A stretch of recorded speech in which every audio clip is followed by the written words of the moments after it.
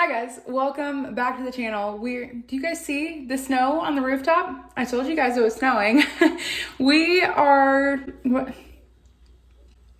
I just lost my train of thought for a second. We're skipping the tripod and I have my lighting system on look at this.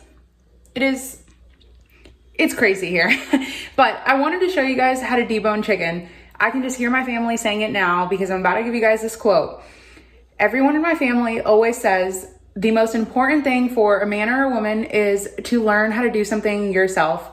Not only will you save money and learn a life lesson, learning not just specifically how to debone chicken, but learning how to do things in life is gonna save you so much money. So the one thing I'm gonna show you how to do is how to debone chicken. And I put on my glasses for this. I can just hear my grandma saying now. It is so important that you said that in your video. Good job. I'm so proud of you, sweetie. I cracked myself up. My grandma doesn't sound like that at all, but you know, to me, she does. She's so cute. Okay, so here in a bowl, I have 8 bone-in, skin-on chicken thighs. Now, this from the grocery store cost me $3.29. That's a great price, but if I would have bought these without the skin and without the bone, it would have been about $6. And this way you get the bone, you get the skin, and you can watch my other video for the bone broth. So 3 tools here. You're gonna need a plate so you can put your bones and your skin. You don't need to separate them unless you don't want the skin, which I don't know why you wouldn't, but I get it.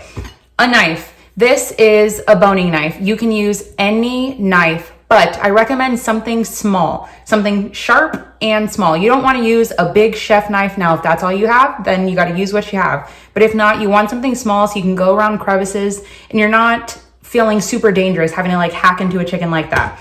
And a bowl for your chicken.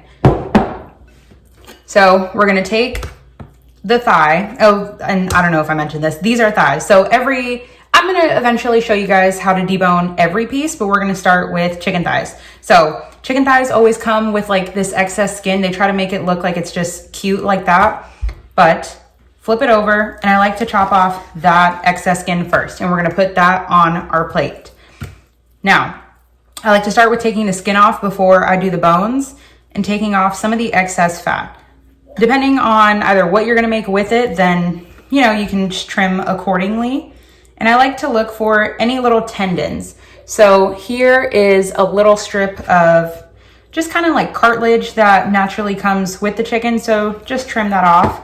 Now, the backside of the chicken here, and okay, this is my wet hand. This is my dry hand. This is my hand that is for the knife specifically. So I could literally touch my face with the hand, answer a call with the hand.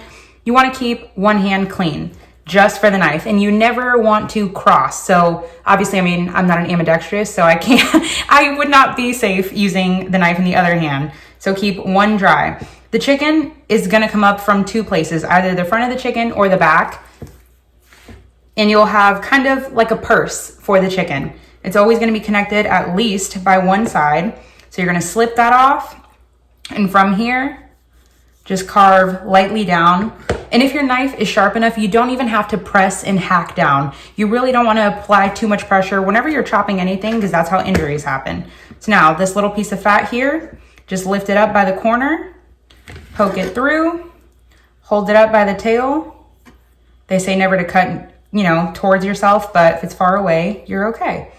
Place that there. Now, for the part you guys are probably here for the most, when it comes down to deboning the chicken, I'm gonna try to give you guys the best angle possible.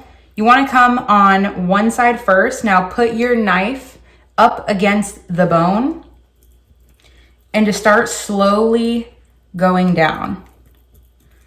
You're kind of just looking to define the bone here. You see how it now looks a lot more flat? So instead of the chicken being curled up like this, it's slowly opening up and becoming flat.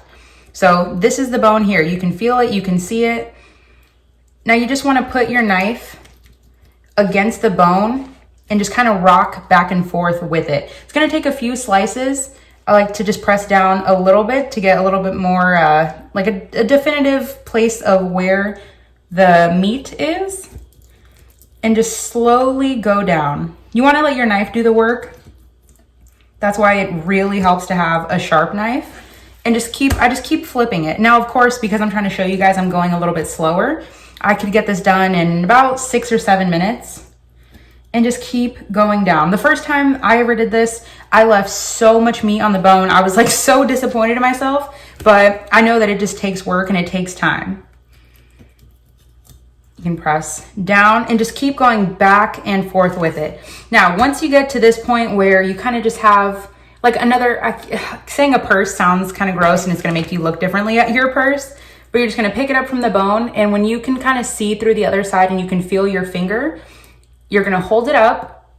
You're gonna hold it up this way, insert your knife, and just go straight across. And go upward because there was a little chunk of fat there, or a little chunk of chicken there. And that's it. So now you have kind of like a handle for your chicken, and you're gonna do the exact same thing. And then go up so you can get the rest of that chicken. And there you go.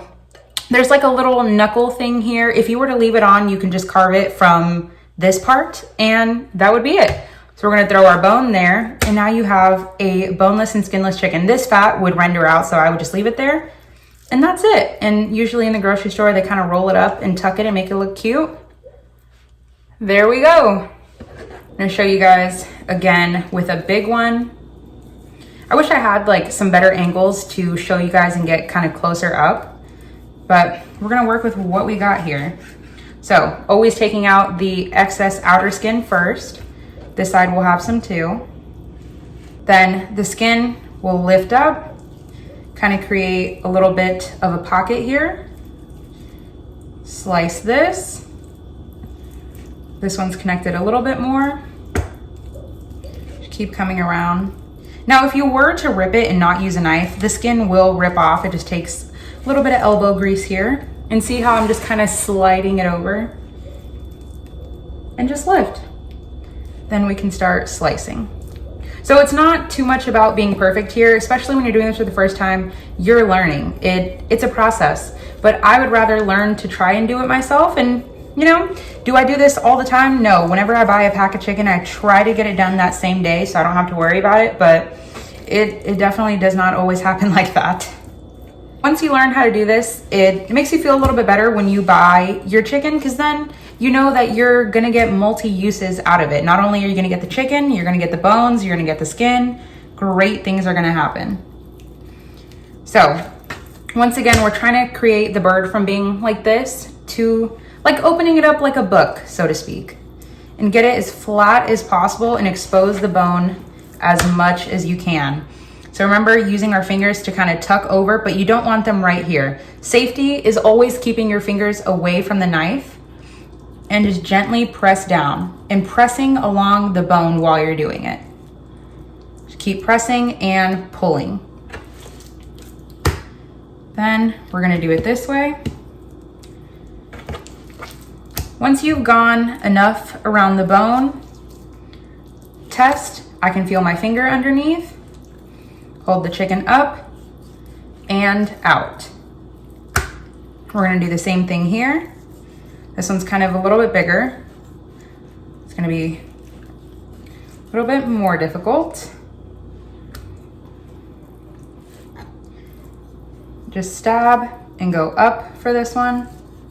And there we go. This one, I left a little chunk of meat here so I can just carve around and just chop it off and have like a tiny little nugget there.